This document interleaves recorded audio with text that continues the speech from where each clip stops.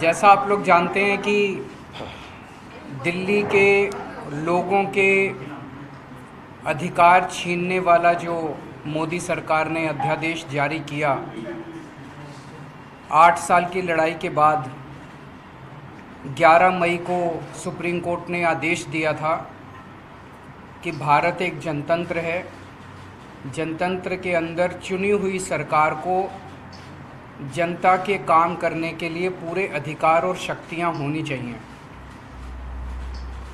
2015 में मोदी सरकार ने एक नोटिफिकेशन जारी करके हमारी पावर्स छीन ली थी। जो पावर्स शीला दीक्षित जी के पास होती थी वो पावर्स हमसे सारी छीन ली गई, सरकार को पंगु बना दिया गया। उसके बावजूद भी हमने काफ़ी काम किए, हम ही जानते हैं कैसे काम किए।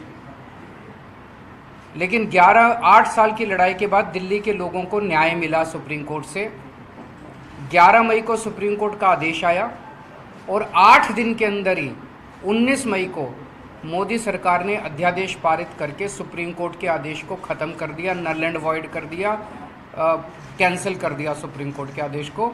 और मोदी सरकार ने कहा कि दिल्ली के लोगों को कोई अधिकार नहीं है।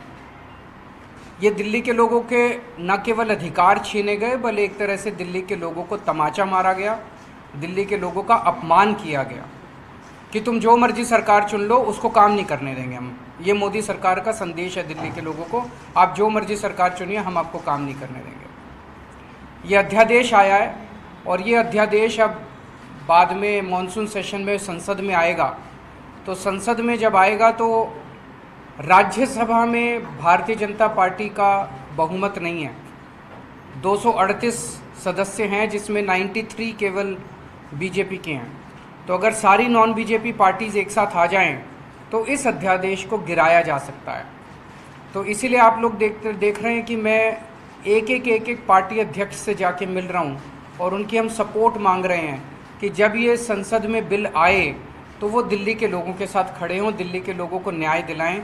दिल्ली के लोगों के साथ बहुत बड़ा नुकसान हुआ है, दिल्ली के लोगों का बहुत बड़ा धोखा हुआ है दिल्ली के लोगों के साथ। तो इसी सिलसिले में मैं ममता बनर्जी से मैडम से मिलने गया था, उन्होंने सपोर्ट जाहिर किया। ठाकरे साहब से मिलने गया था, उन्होंने सपोर्ट जाहिर किया। एनसीपी से मिलने गया था, उन्होंने सपोर्ट जाहिर किया। केसीआर साहब से मिलने गया था, उन्होंने सपोर्ट जाहिर किया। उसी सिलसिले में आज मैं सीताराम येचुरी जी से, उनकी टीम से और सीपीएम पार्टी से सपोर्ट मांगने के लिए आया कि इस राज्यसभा में आप हमें सपोर्ट कीजिए। और मैं तहे दिल से शुक्रिया अदा करता हूँ सर कि आपने आप अपनी तरफ से और पार्टी की तरफ से दिल्ली के लोगों के साथ खड़े होने का आपने निर्णय लिया, हमें सपोर्ट दिया। और आज आपके दफ्तर में जब हम आए, आपने इतना मान सम्मान दिया। We are very grateful to you.